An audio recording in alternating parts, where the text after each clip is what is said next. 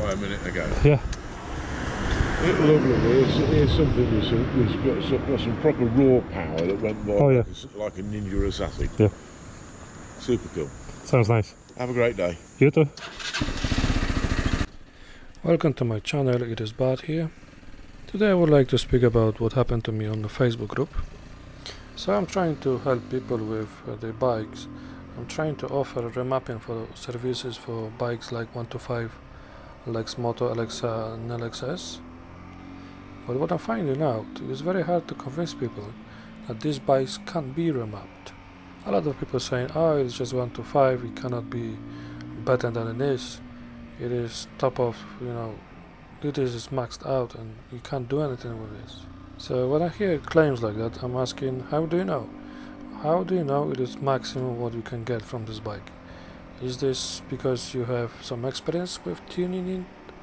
Or you got some background of tuning cars or bikes? How you can tell that it cannot be done? So then YouTube is full of videos with remap 125's 4 strokes, like very similar to this bike what I'm actually driving now.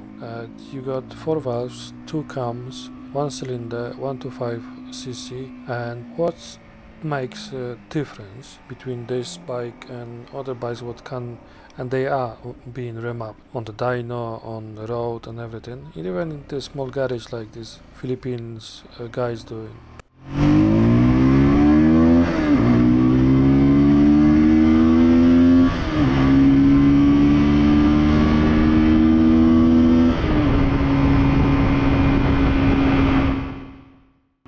Sorry about that, but that was just a show how my bike sounds like now. So this is my bike is Euro 5 from the factory, and when it was new there was no way to use it actually. There was, because I'm a heavy, I got 105 kilograms. This bike might struggle to push that mass through the universe, well I would say, through that small UK roads, what I mean. So what I found, that these bikes are running very lean. There was basically no petrol moving through the engine on the high revs. This bike had no power above 6,000 RPMs, and because the engine is two cams and 4 valves, it should be that all power should be up there on the high revs. This is normal in any engine, like in cars or bikes, whatever. If there is 2 cams, that means the bike gonna be fast. On the other hand, I had a 125 on the carb. There's no injection, there is no ECU. There was just simple CDI unit what makes a spark on the spark plug, and that's it. There was a carb what you can change the nozzles and you're gonna get more or less fuel. So that bike back then, it had 4 gears, and on the second gear I had to hold it on it. I had to hold the bike so it would not be throw me off the bike. And compared to this one, this is sluggish and very unpowered bike. What I mean, it was, because now it is remapped. When I found out that this ECU, the new one for Euro 5 bikes, it can be remapped, but the software is very expensive. So I found out that the older bikes like LXR, what they've been Euro 4, they had a almost exactly same ECU. Same connections, plugs and everything, exactly same sensors, but they've been also weird. They've been set up in a weird way, like there was no fuel on the higher revs, there was no spark advance in the proper way.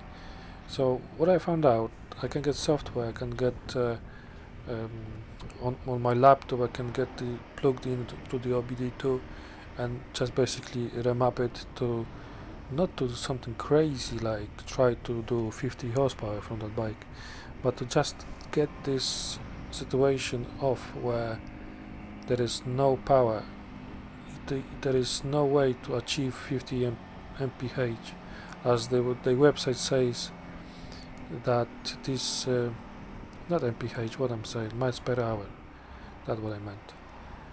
On the website they claim it's gonna make 69 miles per hour. So is it redlining on the 6th gear, or it is going through off the cliff, or how this speed can be achieved, because I can see the reason how the bike can do this. So what I did, I just put more fuel. I just make some adjustment to the spark advance. Actually, first I took some advance off, so the bike is not running that spark advance too much, because maybe on Alexa, because it is different engine to this Alexa's engine, there might be different spark advance, so I just retarded a bit, and the bike sounds and feels completely different. You can see soon on this video there is actually you can see this many times how this bike behaves.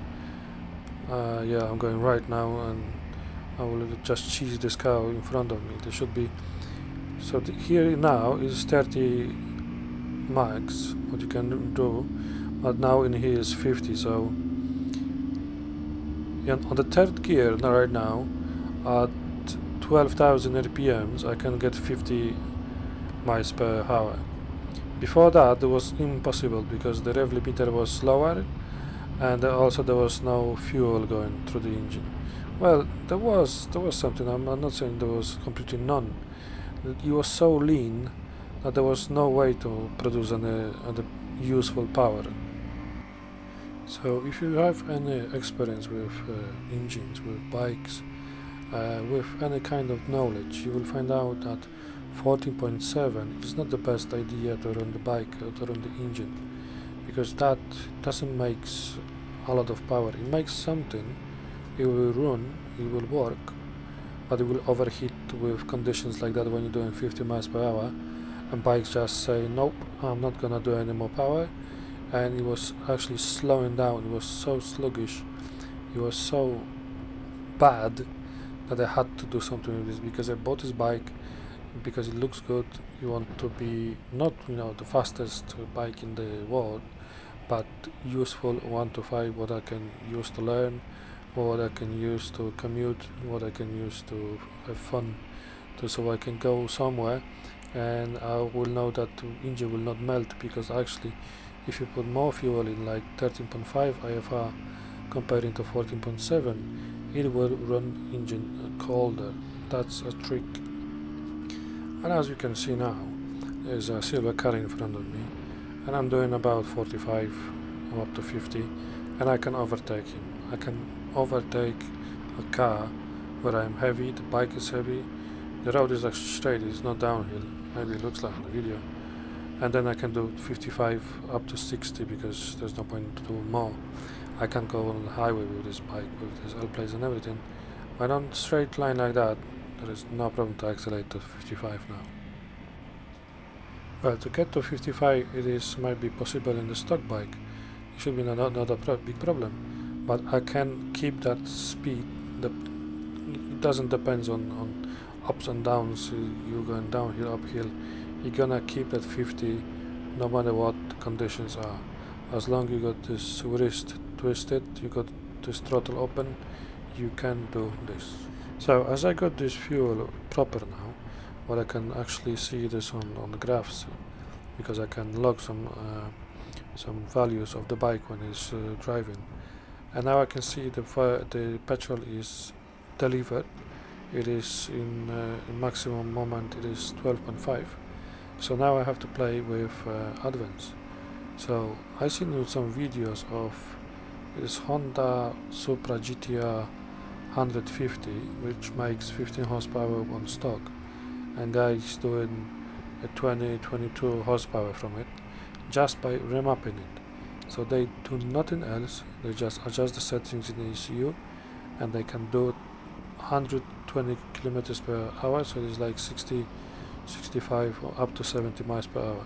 And they got very similar engine to this Lex Moto, where actually in Lex Moto it is 1 to 5 and over there is 150, because for some reason they can do this. Also, other example if you want, there is a Honda Grom, there is 2 valve 1 to 5, there's loads of them in the United States, they got them, some of them on the dyno, and I seen the videos where they're doing 18 horsepower from 1 to 5 engine, what they do, they change the camshaft, they change injector, they change induction, and then they can achieve twice power as the stock bike is. And well, also they remap it on the dyno. Also there was a Yamaha, or actually this Ryu RW125WX, I don't remember exactly which one it was, but there was basically just one cable to cut or put it to the ground, and they even do that in the service station, and that made that legal learner, that 15 horsepower, they brought it up to 18 or almost 20 horsepower.